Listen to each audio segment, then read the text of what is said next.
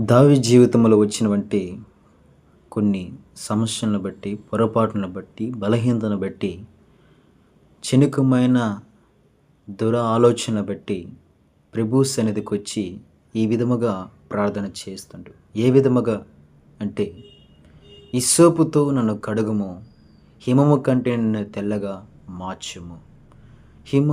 హిమము అంటే మంచు.